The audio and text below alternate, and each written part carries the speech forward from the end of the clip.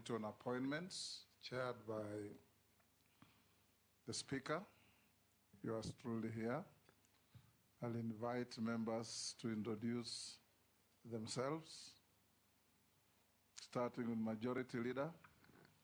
My name is Kemani Shongwa, Member of Parliament for Kikuyu, Leader of Majority.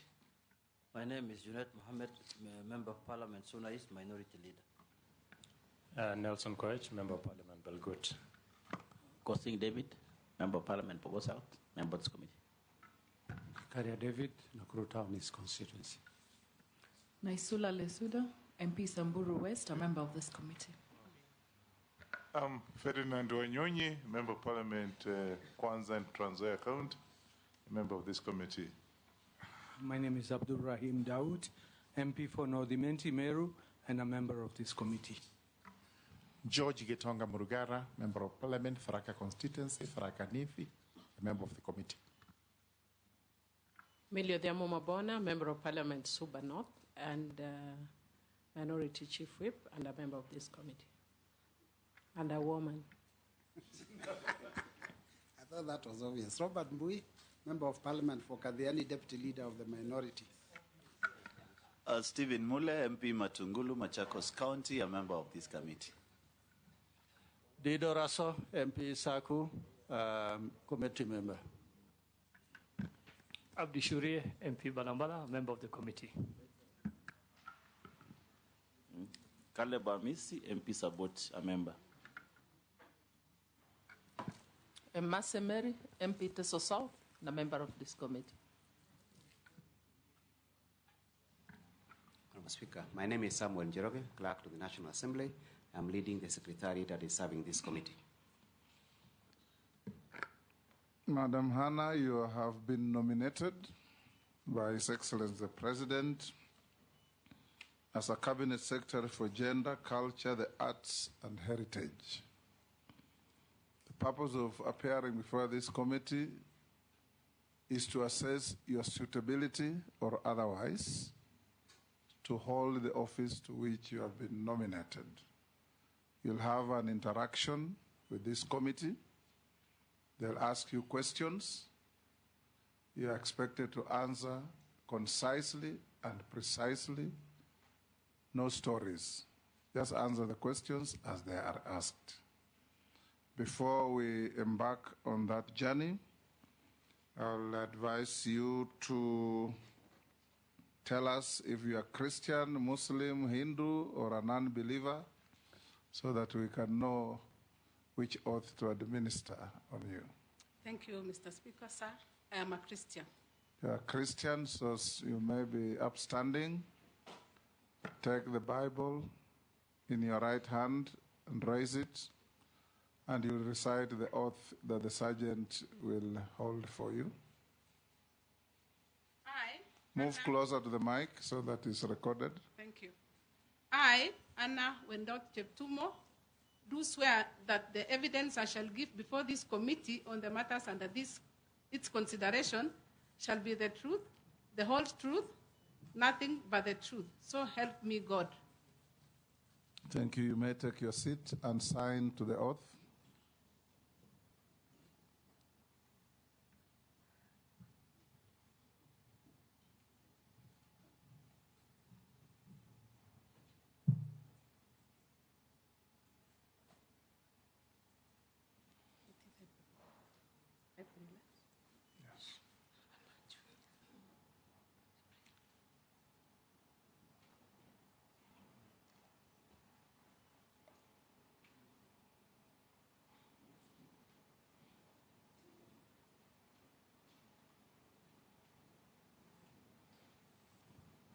You then should proceed to give your documents that you have to the clerk to check with what we have.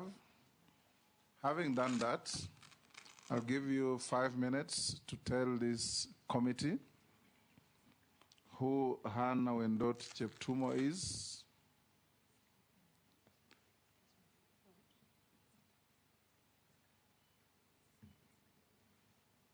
the story of your life, and why you think you are suitable to hold office to which you have been nominated. Thank you, Mr. Speaker, sir, and the members of the committee present. Let me take this opportunity to introduce myself. And before then, I would like to thank His Excellency the President for nominating me to this position. Hannah Wendot Cheptumo was born in 1968 at Koitebes village, Baringo County. I was born in a family of 7 children, 2 boys and 5 girls. The 4th-born sister is a sister who lives with disability, and I, being the 5th-born, I learned at a very early stage to be a caregiver. I then went to Koitebes Primary School. And during the time in my primary school, it was those days that there was a lot of teenage pregnancy, FGM, and early marriages. So we would have students go for holidays, and when we open in the new year, they are not there. And that is the society in which I was born. I went to Kituro High School, which is a mixed secondary school. Partly enjoyed being in school, although there's a lot of teasing by the boys, and it affects your performance. And some of those things the teachers would not know, because they are done right in class or when we are going for games. So again, there I learned how to survive, because you had to survive to be able to go through your education. I proceeded to Kapsabet Girls High School, where I did my Form 5 and Form 6. Thereafter, my father passed on. So then my mother became the sole breadwinner, and the issues of patriarchy in the society were very pertinent then. So some of the people that had sold some property to my father wanted to take it back because it was only a woman now who was there. So it really sensitized me at a very early age. I proceeded to the Cooperative College of Kenya, where I learned management of cooperative societies, audits.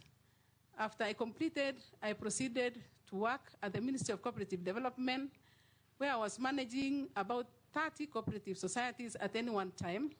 And the work I used to do was management, training, and supervision. While working there, I was able to see how members of cooperative societies were suffering because money would be deducted at source and not remitted. So most members died before they received their dues. And that really informed my decision of joining the law school so that I could see how we can sort some of the problems because they were apparent in the society. So I then consulted widely, and while there, remember, I was at an advanced stage, so I met the love of my life. So I married Cheptumo, and we were blessed with 3 children as I was still working. So through his mentorship and also consultation widely while working, I proceeded to go and do law at the University of Nairobi. I completed the University of Nairobi and continued working now as a negotiator and alternative dispute resolution agent at the Cooperative Tribunal. In 2007, my husband joined politics, so I had no choice but now to go and work in the law firm as a managing partner, which I still do to date. Other than my professional and family life, I am also, I have a lot of social things that I do, mostly in the church. I am a member of Africa Inland Church Kenya. Specifically, I'm a member of AIC Langata, where I am the chair lady of the church, so I lead the women as a woman. I also teach children in a program called CED, program, Christian Education Department. So I teach girls of the age of 6 to 12. They are called stars. So we teach them to be stars at a very early age. Then once they pass that age, we teach them now as cadets. The skills that we teach these children is to know how to live with others in the community. And who teaches the boys?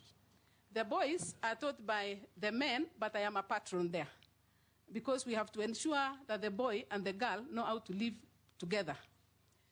Next to our church, there is a slum. So we noticed that the girls and the boys in the slum did not have an opportunity to learn because they don't have the space. So we would go doing missionary work there, then we bring the girls and the boys and we teach them. To date, if you go there, you would not know who comes from the slum and who comes from the estate. And that is what I've been doing. And in brief, you only gave me 5 minutes, so maybe I stop there. But I would like to say, through what I have talked about, or rather giving the chronology of my CV and my life, I learned at a very early age to be a caregiver because of my sister. I learned how to do conflict resolution at the cooperative tribunal. I am a serious negotiator. I even negotiate for votes and I succeed. So that one I've learned as a family person and as an advocate. And in leadership, a lot as I work in the law firm, because to come from that old age and to run a law firm and it is profitable to date, I had to really know how to negotiate and how to deal with clients' issues. So that business is doing very well. It is paying tax. I'm a mobilizer. I mobilized a lot in cooperatives. I'm a teacher in the church. People management. For you to succeed, you must know how to deal with people. And I am a keen listener and a serious negotiator. I listen and I negotiate. Thank you. So, Mr. Speaker, sir, with these skills, I would like to say, if this committee approves my nomination, I will negotiate for more funding for my ministry. And negotiating means budget issues, because when I went through their readings, most of their problems is budget cuts. I will also foster teamwork. You can't work alone. Mine is like an issue of marriage. It is me who is getting married there, and the marriage must work. I will also engage other stakeholders to promote arts, heritage, culture, and champion for gender equality. And because I am a lawyer, I'm especially keen to work on pushing for pending policy and legislative matters, which I saw most of them are pending in Parliament. So the Constitution is there, but the laws, the relevant laws, are wanting. Thank you, Mr. Speaker. Majority Leader. Thank you, Honorable Speaker. Honorable Hannah Cheptumo, you only seem to have worked with the Ministry of Cooperatives as a cooperative officer way back, yes, before you went into private practice. Do you think you have the relevant experience to serve in public office? And I know you are married to a politician, so you might have engaged in a number of public engagements with the late Cheptumo. But do you think you have the relevant experience now to serve as a cabinet secretary in public office? And aware of the demands of that office as a cabinet secretary, you have also stated that you have been engaged in a lot of other activities outside the law practice in your firm, in the church. Are you going to be able to now do those other things that you do in the church, including teaching children on CED, as a cabinet secretary? And lastly, on gender-based violence. You come from an area, as you say, girls experience a lot of hardships coming from a semi-arid area in Baringo. And you've seen the recent news of femicide cases and gender-based violence against young girls and women in the country. What is your plan, should you be approved, to stem that those rising cases of gender-based violence and femicide in the country? Thank you, Mr. Speaker, sir. We can take 1, 2 more. Just note what you have been asked. Junet? No question? I'm satisfied. I have no question. Yes, Nelson? Yes, a quick one. You said that if approved, you will negotiate for more funds for the ministry you've been nominated to. Where, in your opinion, do you think those before you have failed? Thank you, Honorable Speaker. Let me say this, that her late husband, Honorable Cheptumo, I served with him for 10 years. Number 2, the late Cheptumo was a senator representing my community in Tiate. And therefore, with those remarks, Honorable Speaker, I wish her well in convincing this committee to approve her. I thank you, Speaker. Naisula? Thank you, Chairman. So you come from a region in the North Rift where there's a lot of conflict. And most of the time we leave it to the security department, while we know women and children bear the most brunt of conflict. I would like to know, if you're approved and you become the CS, what efforts you will put in to build, to ensure that there is peace also in that region. And then I'd just like to hear from you, because when you talk about femicide, when you talk about cultural issues, you really can't point your finger on it, really. I'd want to hear what innovative ways you will deal with issues of femicide, on the cultural issues like early marriages, FGM, things that we have struggled with as a country for many years. You can answer those 3. Thank you, Mr. Speaker, sir. Thank you, members. I hope I have captured well.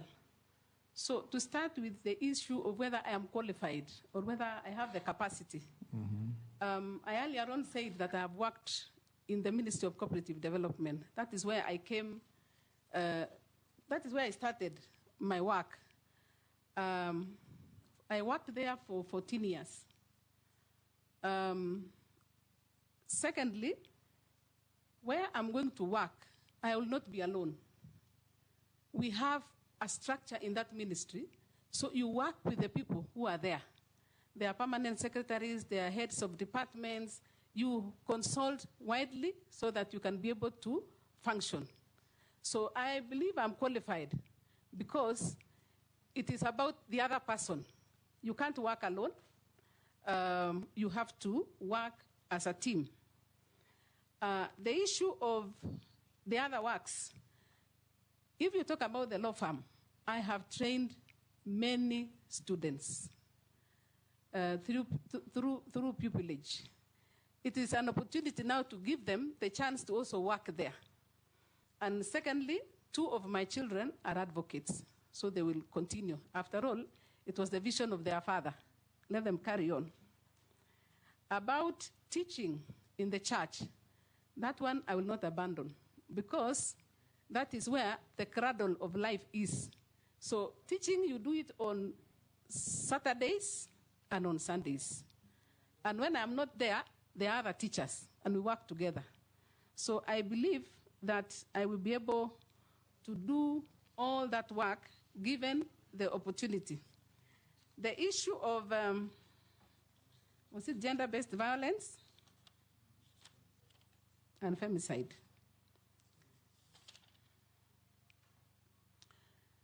Gender-based violence is violence that is meted on either gender. It is either a man or a woman It is violence as a result of your gender. So the proposed ways of dealing with gender-based violence, as I look at it, is coming from a community that is prevalent. Gender-based violence is caused by patriarchy. Earlier on, historically, men have been owning property,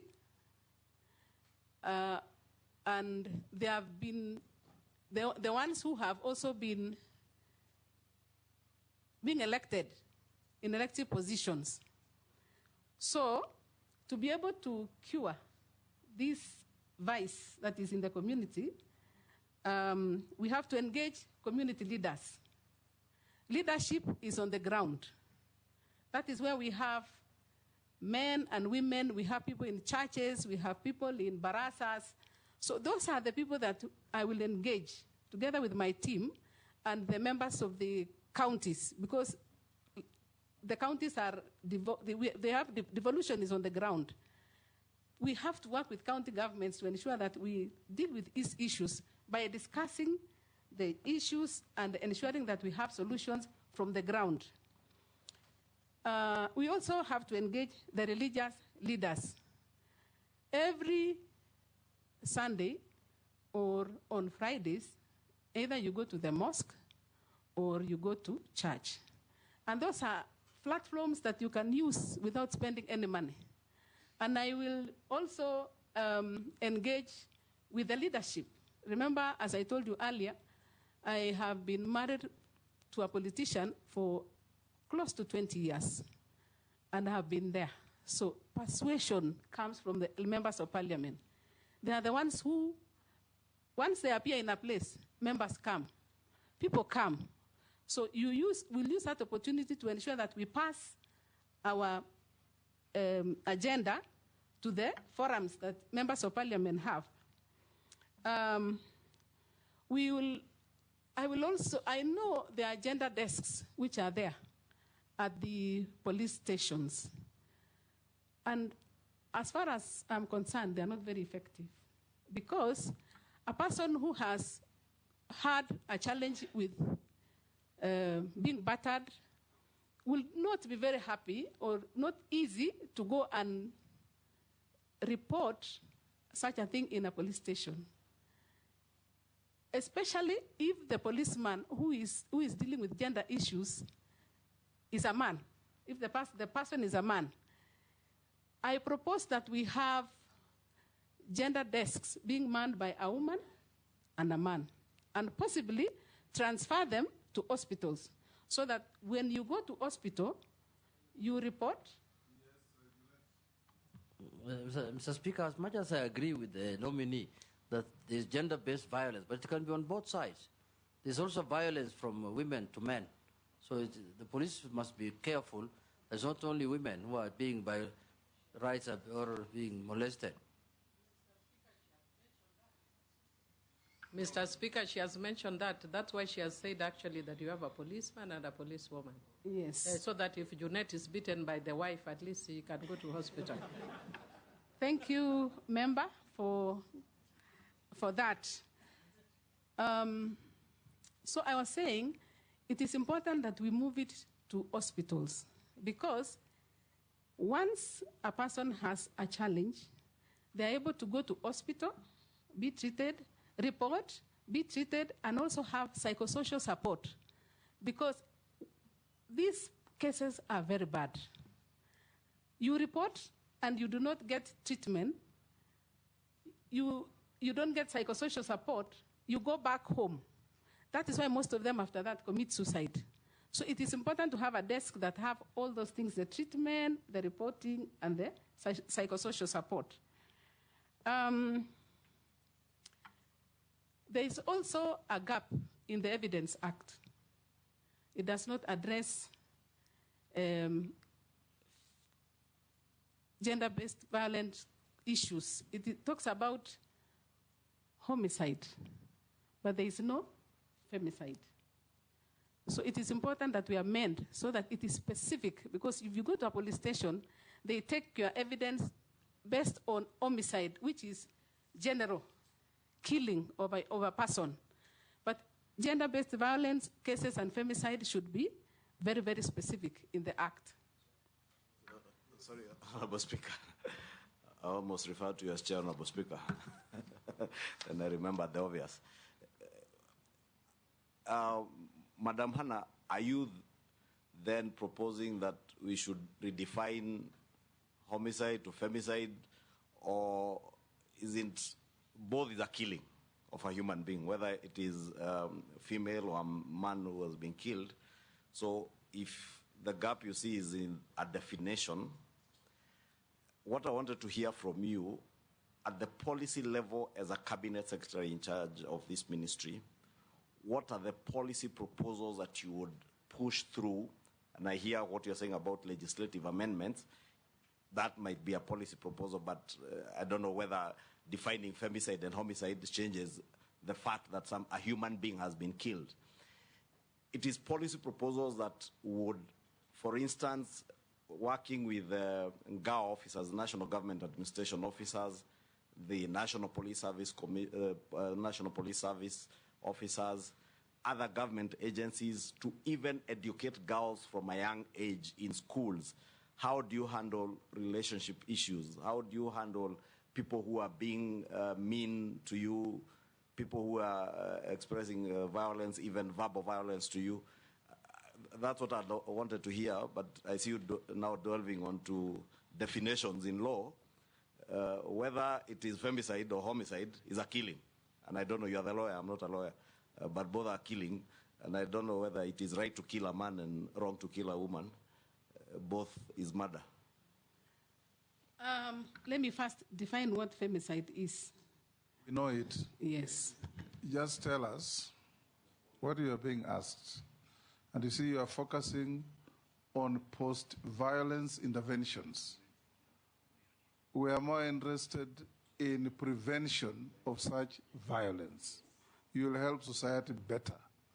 So the question is, I'm sure you know something about the ministry you have been nominated to. When you get there, what policy interventions or changes or innovations will you bring on board to stem gender-based violence? Don't focus on how you'll handle people who have been bastardized and beaten up and battered and so on. Thank you, Mr. Speaker, sir. I see the solutions to be coming from the locals. So one of the policy measures that I will propose is to include the gender-based violence issues in the education system. Because right at the education level, that is where children can learn even how to report and when to know when they are being violated. So put it in the education system. Propose together with the other line ministry on how to deal with issues of gender-based violence at the primary schools and at the secondary school as a curriculum. Secondly, is to have the education of the locals on why they should not be, why they should protect. For example, the boys, they should protect their sisters. And the men should know how to live with their wives. So those are family issues, and we can come up with a policy on educating the masses. The question of Koech. Thank you, Mr. Speaker, sir. Member Koech asked me where have the other people, my predecessors have failed in terms of funding.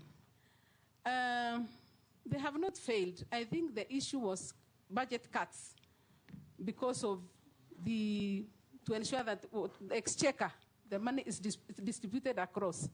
But there are some pertinent issues that have to be dealt with, which cannot wait. For example, these cases of gender-based violence cannot wait. When I saw the case of Gala, the girl at Wajir, the way it was reported that she was calling and she was calling the mother. There was no help coming from even the leaders and the authorities. So this cannot wait. We can't push the budget of these gender-based issues. Those are the ones that should be prioritized because it is sanctity of life. If you kill women, you have destroyed a whole family. If you kill girls, you have destroyed a whole generation. So they do not fail, but they need to be looked at and ensure that funding is given to those serious issues. So it's a matter of negotiating and ensuring that those particular ones, even if not all, at least they are taken care of. Naisula's question. Femicide and early marriage. Early marriage is brought about by patriarchy. These are men who give out their daughters because they want bride price. So the issues of early marriage should be curtailed at the point of education. Even women participate in giving away their daughters. They do, but they are it is the men who actually push. I come from such a community. Yes. It is the man who speaks. So once you reach a certain age, they see that you have developed some parts in the body, then they now encourage you, let this one go before she gets pregnant. So that one can be dealt with by involving both parents, the mother and the father, and even the brothers, on why the assistants should be allowed to continue with education, especially at the TVETs, so that even if you are in class 8 and you did not pass well, there are these institutions that you can go and learn. So that one should not be a reason for early marriage. Femicide. Femicide, as I said earlier, is the intentional killing of women and girls. This one is brought about by, I see a lot of it is because of dependency. If girls were able to have economic power, they would not depend on the either gender. Sometimes you find them in places where they are exposed because they are trying to get alternative source of income. We also have challenges to do with, I've said education. Education, yes. If a woman is educated, chances are that they will avoid some of these challenges which are there in the society. So we need to encourage our girls. The girls who have been killed in Airbnbs are in universities. They're educated. They're educated, but those ones are looking for money. Yes. You know, a girl has many needs. Point of order. Point of order. Yes, Yeah, point of order. Honorable Mishi. Honorable Chairman, it is not good to say that those girls are looking for money, and that is why they're brutally murdered. We have seen so many other women who have been murdered, and not in those circumstances. So it is very wrong to say that those women who have been found, they have been butchered, their body dismembered, put in a sack, that they were doing that for money. Taken. Naisula, you had another issue about the peace and the peace. Yeah, so that it's not just a security matter. Can you respond to that? Before responding to that, I had not finished answering the first question on what we need to do as far as femicide is concerned, is to have recovery centers, also have safe spaces where the girls can go to. The challenge that we also have is the system of reporting. Nominee, you are overflowing femicide. Thank you. I think members are not having any issue with that. Thank you. Answer her question on what intervention you can propose coming from a semi-arid but a bandit prone area? That's what she asked you. Thank you, Mr. Speaker, sir. And you are not just going to be a minister in charge of femicide. You are going to do many things. There's culture in it, there's arts in it, there's heritage in it. Thank you, Mr. Speaker, sir. The conflict resolution on the ground comes because the challenges of insecurity is because of income. The cows which are stolen from Baringo, for example, are stolen because of bride price. They are taking those cows so that they can pay dowry for another wife. So how to deal with that one is to encourage, first of all, to try and deal with this issue of you must give out 20 cows. For me, even Cheptumo did not pay the 2, and I am still married to him. So you don't have to have 20 cows. You can have 2 and still get married. We are willing to get married anytime. The other issues that we need to encourage is this bottom-up transformation agenda of trying to work on matters of agriculture. If you look at Baringo, for example, Lake Baringo has a lot of water. So we will work with the other state departments of, for example, irrigation, to have these people work in the farms instead of going to steal. Because food will always be marketable. So why steal cows to buy food? Just ensure that you have work on the farm, get the food. Thank then you. Go to schools. Thank you. Robert? Yeah, thank you, Mr. Speaker. I have two very quick questions. One about gender and the other one is about arts. Take the questions very carefully so that you give concise and precise answers, like I said. No stories. No stories, thank you. Yes. Thank you, Mr. Speaker, sir. And femicide, we have had enough. Thank you. Yeah, I'm sure mine will be some maybe yes or no answers. Now, Article 27.8, Article 81B, and Article 100 are very clear about the two-thirds gender rule. And these have consistently been violated by state officers. In fact, I'll point out that in this nomination, if we approve the two of you, the cabinet will not even have achieved the two-thirds gender rule. What is your comment about that consistency in not making sure we get the two-thirds? Secondly, on the issue of arts, you have talked to us here and you have told us you have been a teacher, you have been teaching, but you're not a trained teacher. Now, most schools have to have arts. In fact, we're looking at next year when we go to senior secondary, we'll even have a pathway. The pathway is called Arts and Sports Science. So basically... Yes, Janet.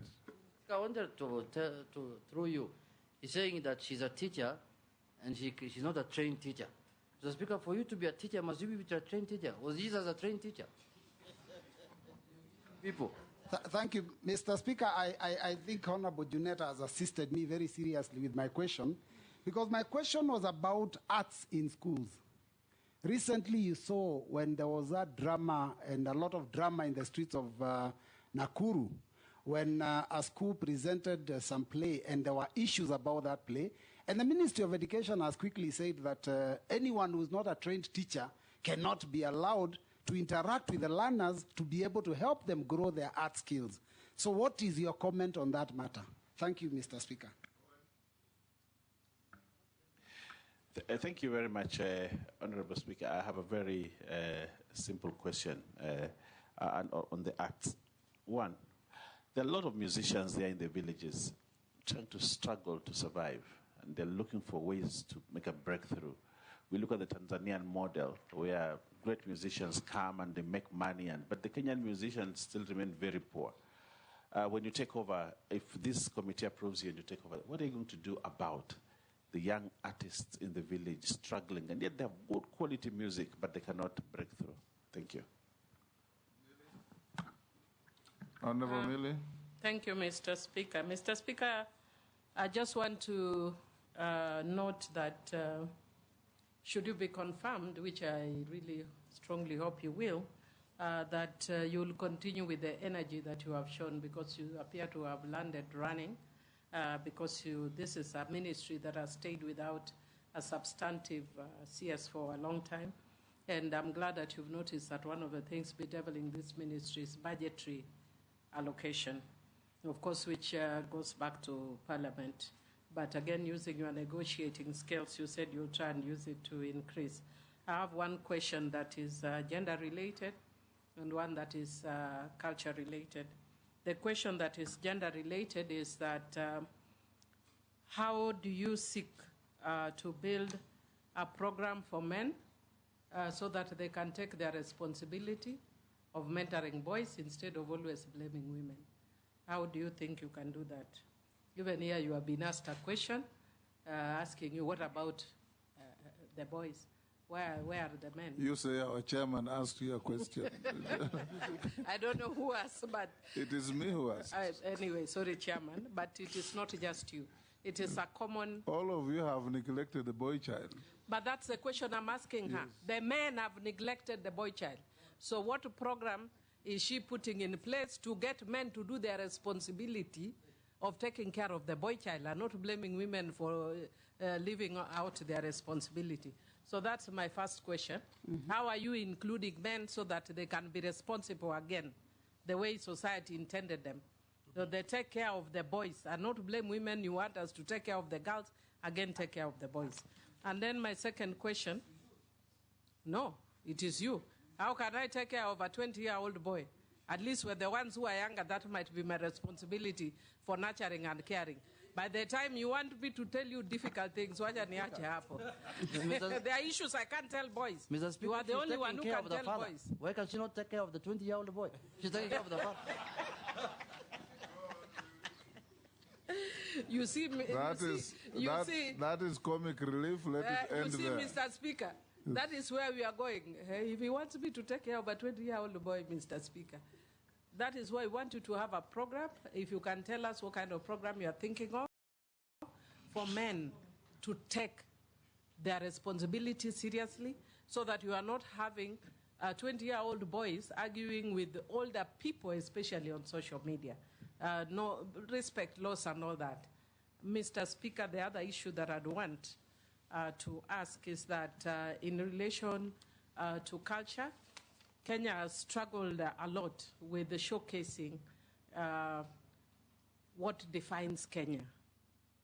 Do you think there's an innovative way that you can think of coming up with some cultural, whether it's an attire or something, that can identify our Kenyanness? So that if you go even for maybe an international conference or wherever, and I see somebody I say, now that's Kenya. Have you thought about it, or is it something that you want to think about? Thank you. Can I answer those three? Thank you, Mr. Speaker. I'll start with the one for the 2/3 gender rule. That Article 27 espouses issue on equality and freedom from discrimination. And particularly Article 27(8) provides that no 2/3, there should be no representation or in not more than 2/3 of either gender. And as it stands now, it has not been realized in Parliament and in the Senate. It has been realized at the county under Article 177. But the National Assembly Article number 97 and Article number 98 should be amended to bring top-up lists so that after elections, if you have less, allow me to say women for now, if you have less women, then you use the top-up list to add. The other thing that should be amended is the election laws, so that a party, when they bring from the ground, when they bring their lists, they should be able to comply with the 2/3 gender rule at the party level. Also amend the political... Point of order, Mr. Speaker. Yeah, you know, so that you don't go around in circles, my question was specifically about the cabinet, which the president has an opinion and a responsibility to appoint, and it is not elected. What would you advise your appointing authority?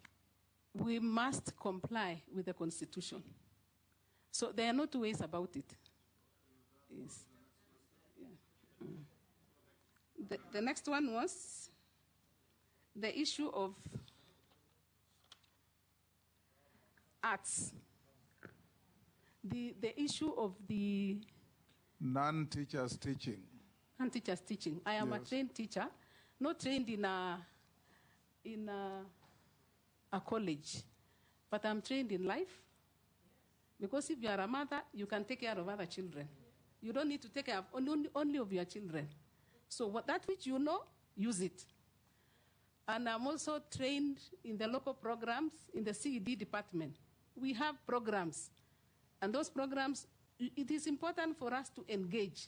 So you don't just sit in an office and say, I can only... His last question was, do you agree with the Ministry of Education that non-teachers should not teach in schools?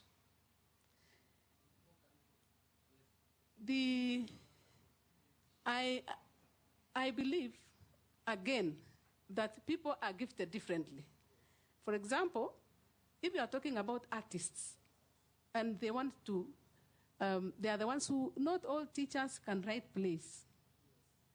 Not all, I mean, people are... Order, Robert, we stop cheering the nominee. So all you need to do is to have a proper engagement. And because the schools are run by an administration, it is for them to only ensure that they check what is happening. And I'm not specific on any issue. I'm simply saying that should be the way. Go to the next question by Owen Bayer. Musicians. And Mr. Speaker, she has said proper engagement. A proper engagement, yes, absolutely. Musicians. Nominee musicians, he says our local musicians wallow in poverty. Musicians in our neighborhood seem to be doing very well. What are you, if you find favor with this community, going to do to uplift the status of our local artists, especially musicians? That was his question. Thank you, Mr. Speaker, sir. Arts is a very important aspect of life. The proposal that I have is to ensure that they are remunerated for the work that they are doing. In my reading, I came across a case where the performers are doing their work, but the collective management organization collect their money, but they do not remit. So they collect 100%, but they remit only 10%. Meaning the people who are actually doing the work are not receiving their payment. So one of the policies that we are going to engage first, in fact, that should be a priority, is to ensure that we look at why are they retaining this money. They should be prosecuted. EACC and these people who are EACC and the DPP, we should all work together to ensure that any money that has been collected, if one is retaining, they should be able to release. Otherwise, it is not that they are not doing, they are doing a lot of work, but they are not getting paid for the work that they have done. The other proposal that I have is to engage the county governments, because most of the performances are done at the Kenya National Theatre, but we need to ensure that we have cultural days almost frequently in the counties, and they are organized the way you organize football teams. They should be, people should be engaging over the weekends. Artists are there, you pay, and then now from there they receive their pay. And that can only be done with the help and with coordination with the county governments. Go to Millie Odhiambo. Men are our husbands, and they are our fathers, and they are our brothers. They need to engage in income-generating activities. In the ministry, we have come. There is a program that is meant to engage the men. I have read somewhere to engage the men in income-generating activities, not to just wait for the women to go for chamas and then they come and beat them because they have money. The other thing they need to do is to involve the men in decision-making. You know, just like in the Bible, when when Eve sinned, Adam was just quiet. Men need to come up, give their views. So we will be engaging them as we go, as we do these community-based projects, that we must have men giving their views. They should also register in cooperative societies, and then they borrow money, develop themselves, and ensure that they teach the boys to work hard from a very early stage. All these problems are coming because of patriarchy, because men believe they are not supposed to do much other than come in the evening and say, where is my food? It is a high time they also get engaged. Anna, you know, those are not correct statements. You also know that Eve made Adam make a wrong decision. Mr. Speaker, he was quiet. The Bible says he was with her. Eve made Adam make a wrong decision. But answer the question of Millie about... yes. Thank you. Chairman, I want to bring to the attention of the nominee, even from the composition of this committee, you can see men are more than, they are working harder than women. There were more. Secondly, that statement you must withdraw because it's bordering gender-based violence. I would like to, thank you, Mr. Speaker. I'll take you back to the 2/3 gender rule. That is where, that's why you are many. Now, Millie also asked you, in case you find favor and become the minister, you go to West Africa, you see distinctly Nigerian attire, distinctly Ghanaian attire. You go to other places, same thing. What you think you need to do to define the Kenyan, that you see a Kenyan walking on the streets of Beijing and you say, this is not just an African, that's a Kenyan. That's what Emilia asked you. Thank you, yes. Dress code, or rather dressing, you can't be able to say this is the kind of an attire that is acceptable, because we have several cultures. We have different cultures. We have Maasais with their culture, we have Kalenjins with their culture, we have Luos with their culture. I think what we can do for the time being, let's just put the flag on our head. Yes, George. Thank you. Thank you very much, Mr. Speaker. Speaker, we will start wearing flags on our heads to distinguish ourselves as Kenyans out there.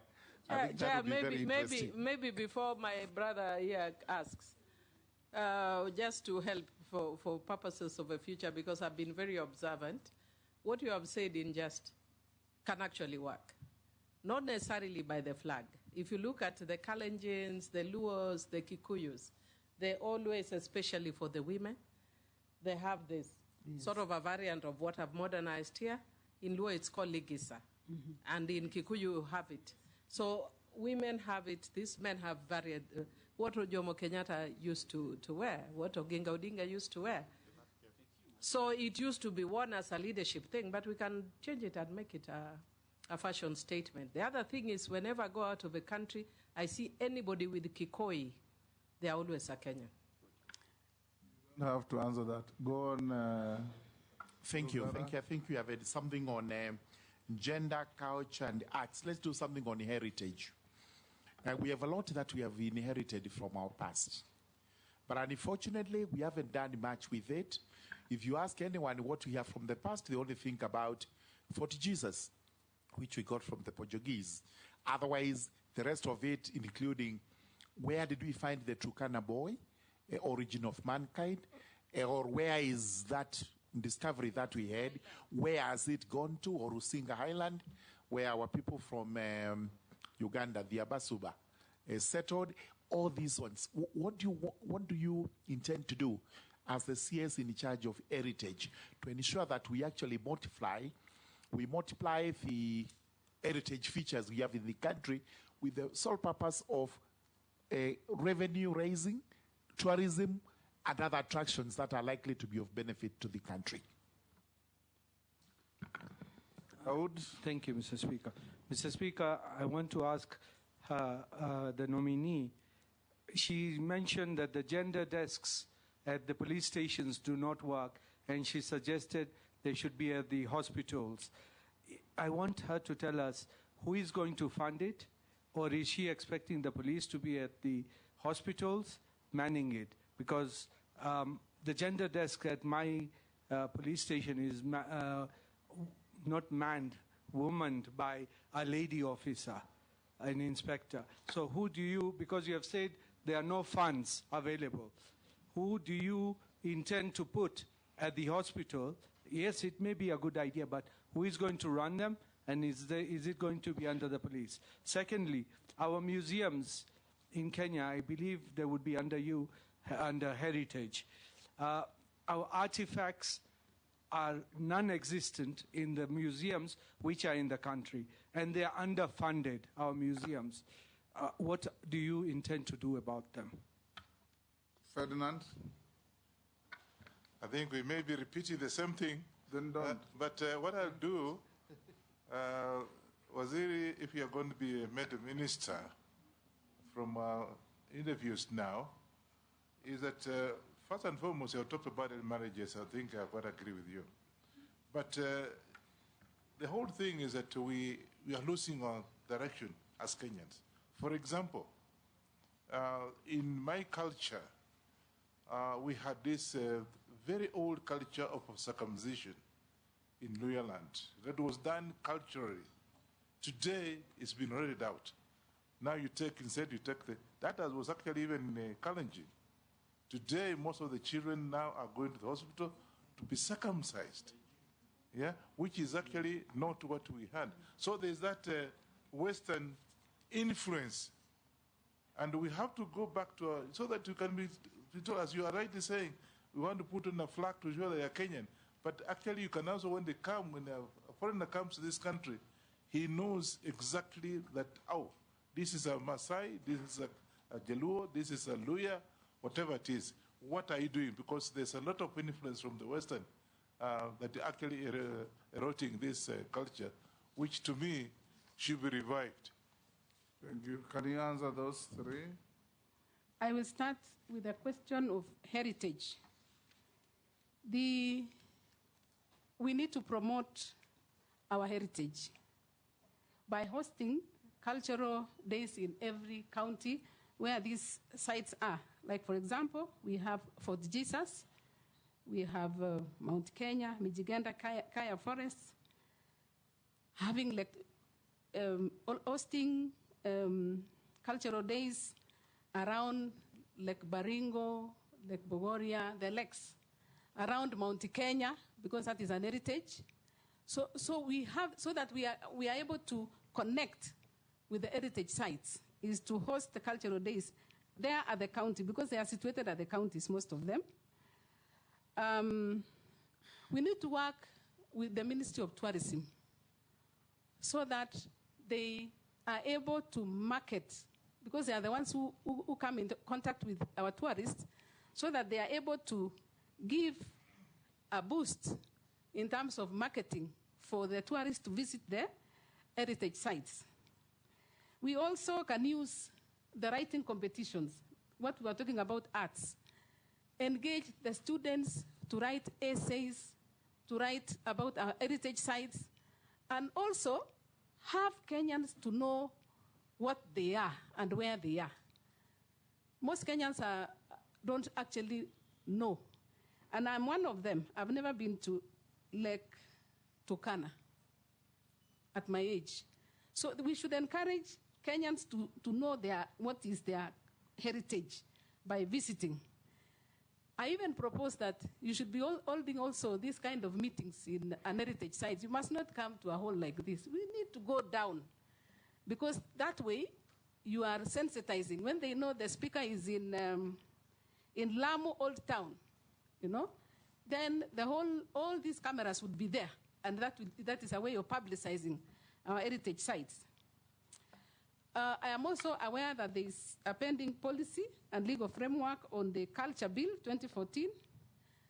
The Museums, Heritage and Museum Bill is pending in Parliament. These are some of the legislations that they need to be concluded so that they comply with the Constitution. I will be appealing to the leadership of this House to ensure that they help us to get these bills concluded. So I think that's what I can say now on issues of editing. Ms. Yams? She has not reached you yet. No. Go on. Go to Dawood's question. Our museums are empty. The artifacts are missing. There are museums in London, and museums in Berlin, and museums in Paris. What are you going to do to get them back? Some countries are doing so.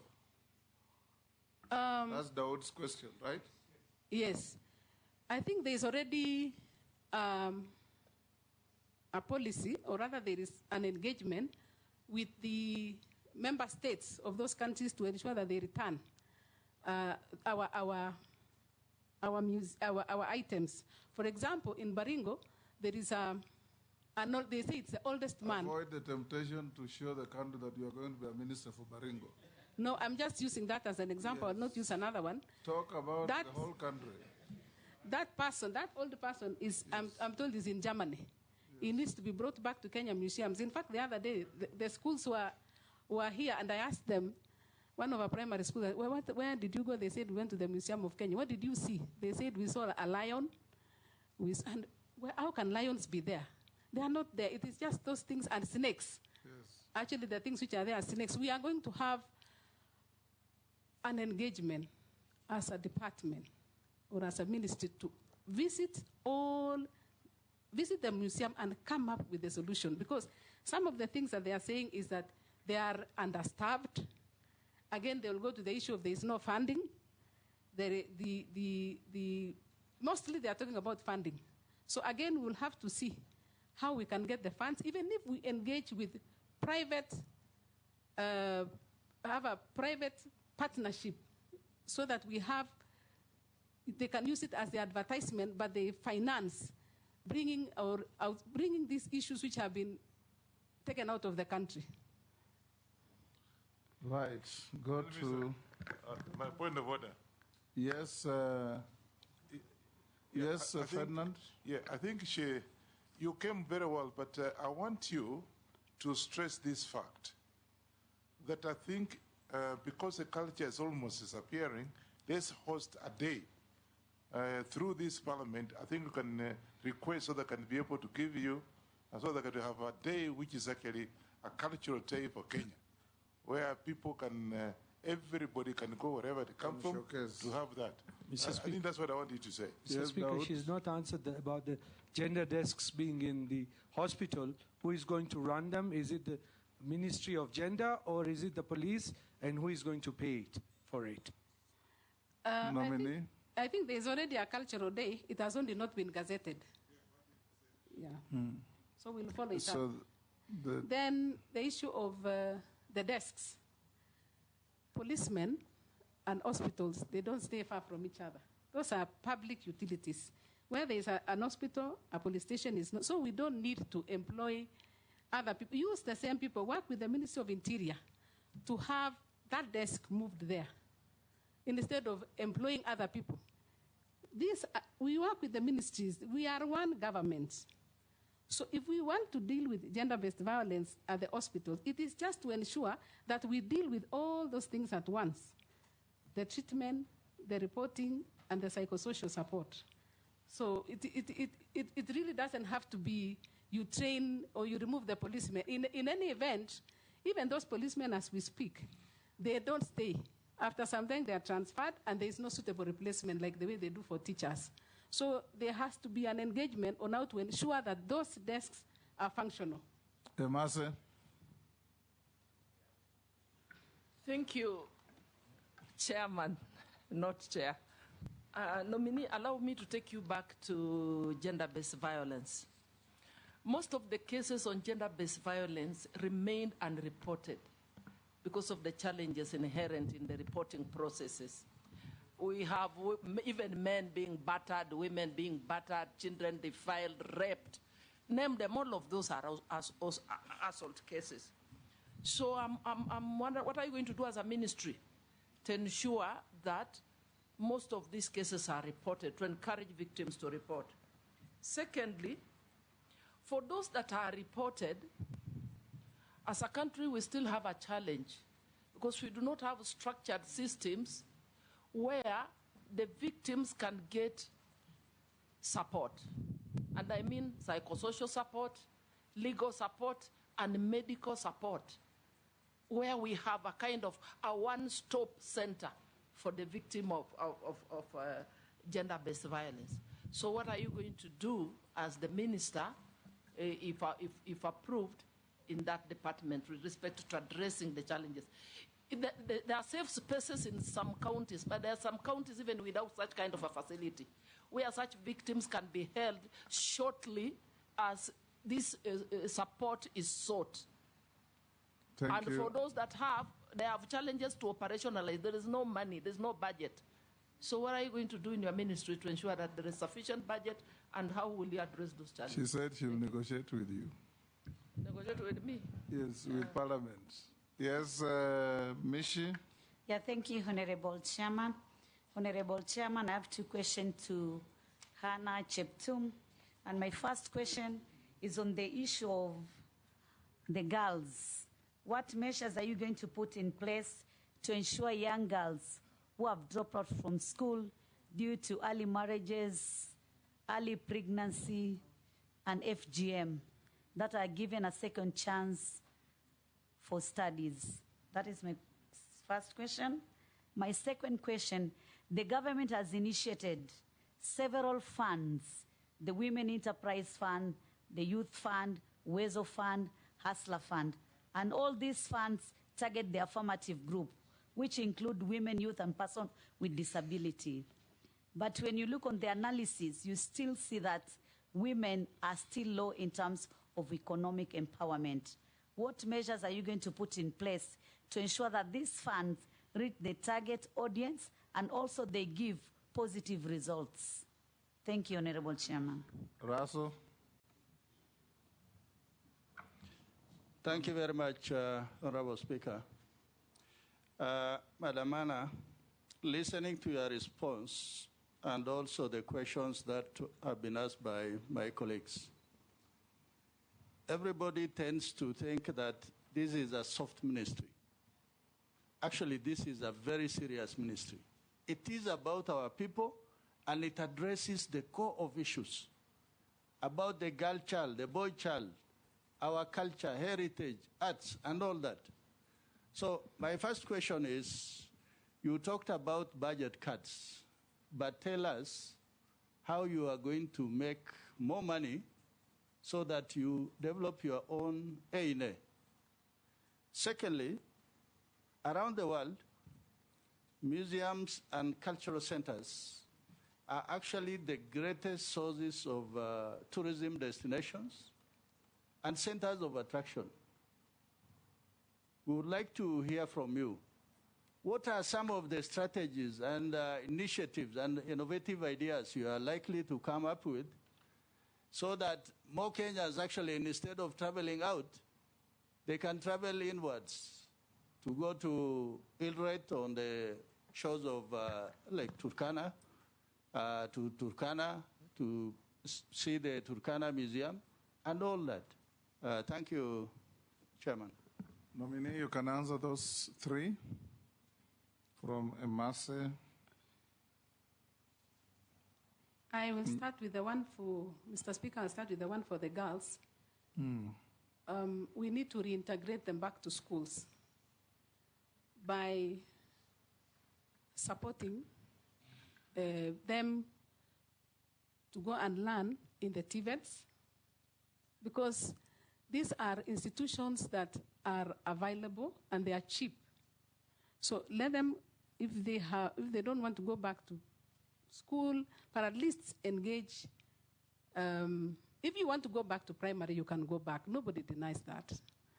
Secondary, you can always go. But join these TVET institutions so that you gain a skill, so that you can support yourself after that. On the issue of Wezo, we need to train the members. We need to train the women. Earlier on, I mentioned that I worked in the Ministry of Cooperative Development. And why they are now the biggest deposit-taking organization is because of training. We need to train because people need to know that that money they are taking is a revolving fund. It needs to go back so that it can support another person. But also be very stringent on audits. We need to strengthen the internal audits of these funds so that before it is seen as a big item, as having losses, that we need to ensure that we audit periodically these funds. And that is one of the issues that I'm going to look into it so that we don't have losses or misuse of the funds. The other question was about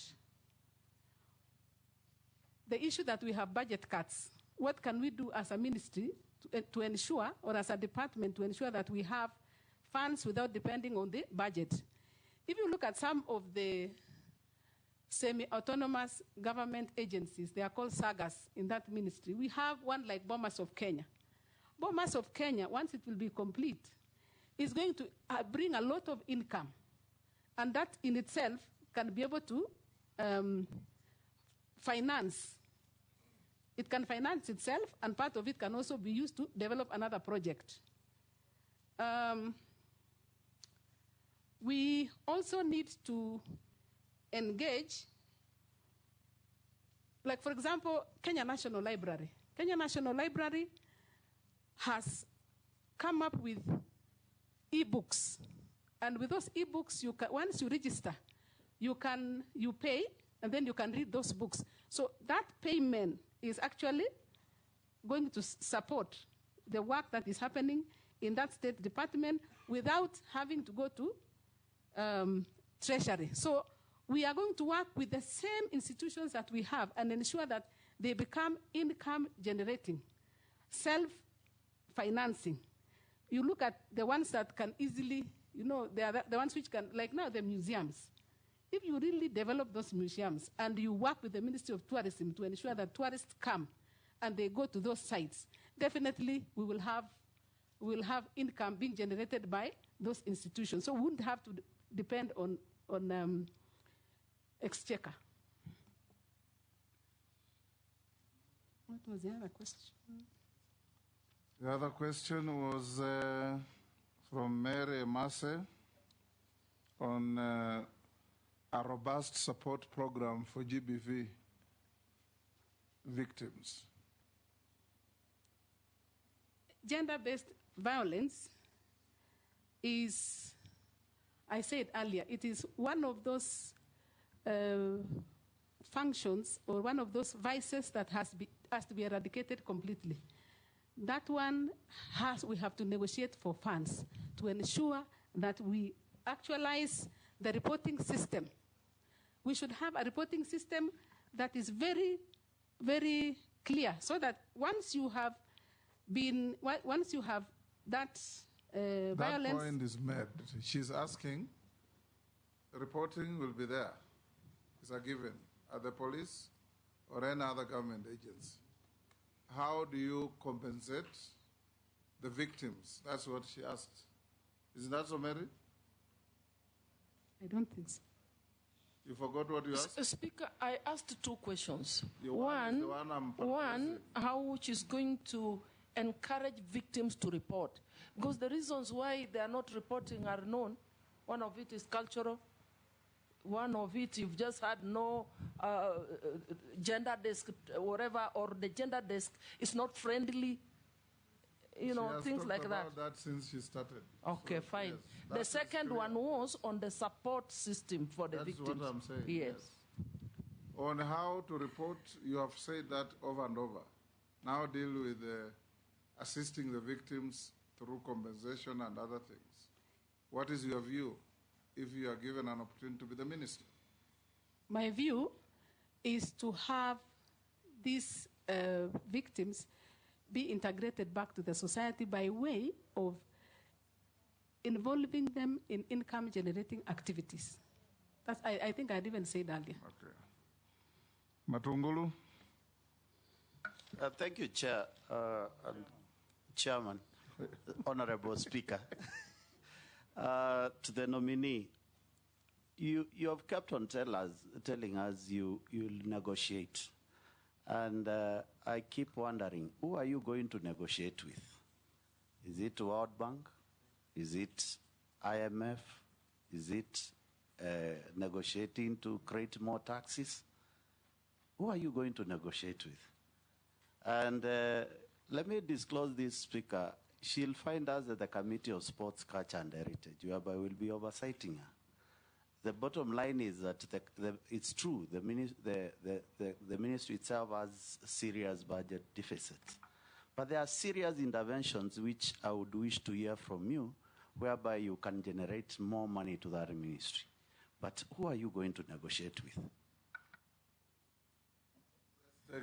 Gikaria, you came in late, introduce yourself, then ask no question. I can see you don't want to ask any. Gikaria Davis. Thank you. You can answer that from Honorable Mule. Who are you going to negotiate with? And where are you going to get money outside the budget lines? Thank you, Mr. Speaker, sir. We will negotiate with Parliament. Parliament are the ones who approve those budgets. So we will be submitting our budgets and we'll call on you not to cut our budgets. With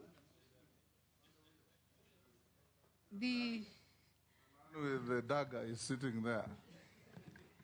I also think we can engage the private sector. These banks, they are willing to advertise their goods.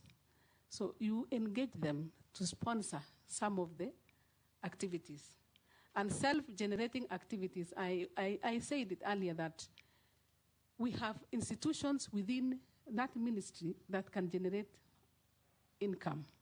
I mentioned the Bomas of Kenya, I mentioned the Kenya National Library, even the culture in itself. We can ensure that we showcase, use the artists, then part of it we pay them, part of it we finance the activities in the ministry. Thank you, Hannah. Just the question that you asked by Owen Bayer, I just want to encourage you. There are some brokers and middlemen between our local artists' production, the marketing, and the receipt of the money. You've glossed over it. In case you find favor, please try and help our young artists, especially musicians. Every time their music is played on radios, on TV, ringtones, they ought to be paid. But there's somebody somewhere who takes the money. And these boys just run around following these politicians to pick small monies for survival. If you can have a robust policy, and that's the question Owen Bayer asked, and you didn't give quite a good answer. Help those young people to realize the fruits of their talent. That's just a comment. You don't have to answer. I want to ask you a few questions. What is your net worth in terms of wealth? You said you have a law firm that makes profit.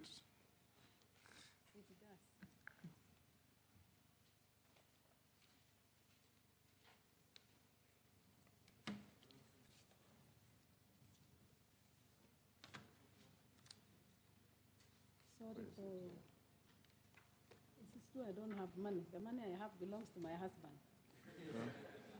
Now you are... And I have not done... We presume you to be the sole administrator of the estate. Succession.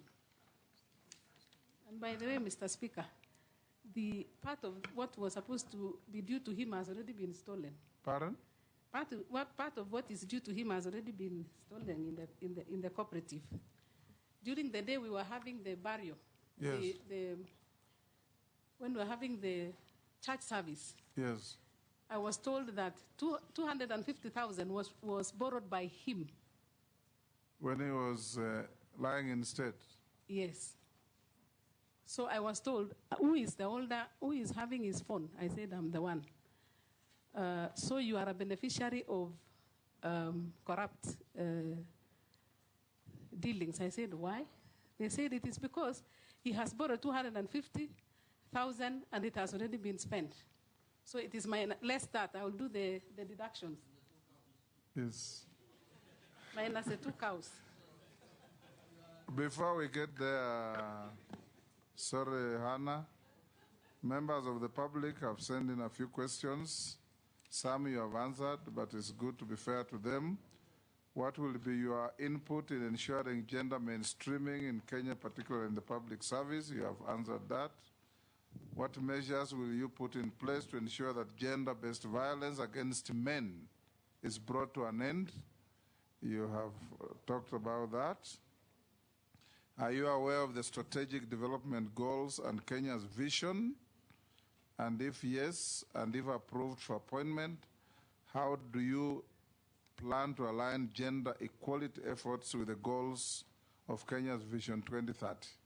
That you can answer. Are you able to answer that? I will. Okay. The next one is, what is your strategy to protect and promote Kenya's intangible cultural heritage, including indigenous languages, traditions, and customs? The next one is, the creative economy remains underfunded. How will you ensure support of artists and creatives, especially in film, music, and visual arts? I think we have talked about that in extenso. Kenya has many neglected cultural sites and monuments. What investment or restoration initiatives does your ministry plan to undertake? That you can touch on. What mechanisms will you put in place to enhance the inclusion of PWDs, the elderly, and other vulnerable groups in policy formulation? That is public participation. Given that culture is a devolved function under Schedule 4 of the Constitution, how will you collaborate with the county governments? That you have talked about extensively. What measures will she take to ensure that gender desks at police stations are adequately staffed with officers who possess the necessary qualifications and skills in handling GBV and offering counseling support to survivors of all genders? That you have answered. So answer the other two. On strategic development goals and Kenya's vision. I will use an example, sorry to say so. The Bomas of Kenya is being developed because it was in the Vision 2030. So as a ministry, we'll ensure that every department or every sector is able to align itself with Vision 2030. I don't know whether I've answered that one. Do you think you have answered? I have attempted. Some questions you attempt, others you will deal with them as you get to the ministry itself. Yes. Yeah. Okay. Yeah. So let's go to what, those were questions from the public. If we find favor, we'll pass them on to you to deal with them. There are policy issues, there are operational issues, and there are issues that any serious ministry should undertake. So what is your net worth now? Have you? Our net worth as a family is 420,049,000 or thereabouts, and these are estimates. Yes. Made of? Made of our residential house in Karen, which is about 100 million. We have a residential house in Nakuru, 15 million. I read all of them. It's very big. I read all of it, Mr. Speaker, sir. No, it's okay. Yes. We have it on our files. Okay. What is very big? You have seen it. It's very well tabulated. Have you ever been convicted of an offense in a court of law? No. No. Have you ever been adversely mentioned in any parliamentary committee report? No. Do you hold any office in any political party? No. Have you ever been dismissed or removed from office for contravention of the Constitution, particularly Article 75? No, sir. You haven't. So thank you very much, Hannah. The committee will retreat to assess your performance and pass a verdict on your suitability to hold office. We thank you for your appearance. We looked at your documents. Mr. Speaker. And what we have. Yes. I wanted to raise this as an AOB. Go ahead. For future reference. Yes. Every time I see members come in and we ask them if they are Christians, and they raise a Bible, and then we tell them to swear. That is actually unbiblical. Why? The Bible doesn't allow people to swear. It says you are yes, be yes, or you are no, be no. So when you swear by the what Bible, it's denomination sinful. do you belong to? I'm a Christian. We have denominations. I am a Catholic. Yes, and I am. we swear I am by both. the Bible. Then you are sinful, because the Bible says very clearly you are yes, be yes, and you are no, And be no. Don't be like pagans who swear by the Bible. I saw you in Parliament. I saw you holding a Bible. I affirmed. I don't swear. You The affirmed. Bible says you affirm. Yes. The Bible is very clear, you affirm. You don't swear. Pardon? So we are encouraging people to be sinful. How do pagans swear by the Bible? Yeah. Unless it is Mili's Rosing Island Bible. You know, Mili is always quoting controversy, and we will not allow it here. We swear by the Holy Book, the Bible, the Quran, or the Indian one is called what? The Gita. Yes. Yes. I don't swear by Gita, I swear by the Quran. You are Muslim? Yes, I'm a Muslim. Okay. But Millie has not gone to theological school, so what she's saying is very pedestrian Christian knowledge. No, Mr. Speaker, the Bible does not require you to go to theology school. It is clear the Bible says, let your yes be yes and your no be no. Do not be swear. Do not swear like pagans. Nominee, ignore Google these is your shenanigans. friend. You are now released to go back to your work and wait for our verdict. Have a good evening. And always swear by the Bible if you are a true Christian, as I believe you are.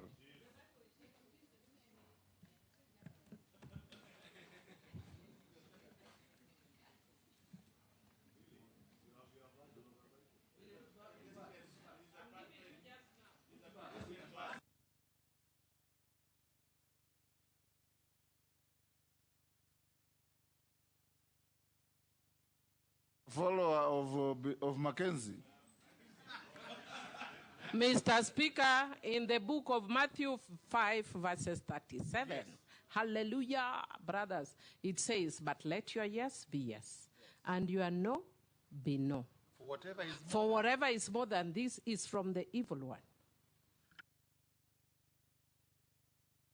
But it doesn't say don't swear by the We Bible. are followers of Jesus. Yes. So we swear by his book. Yes. That was, Mili, that verse. And that verse doesn't say you can't swear by the Bible. That verse is when you're married.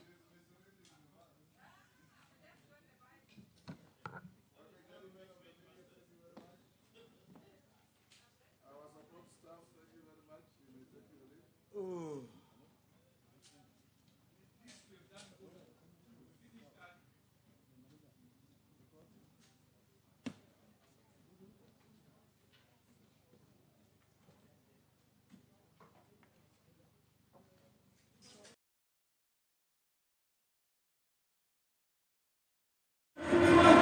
There are 7 matches to play, 4 here.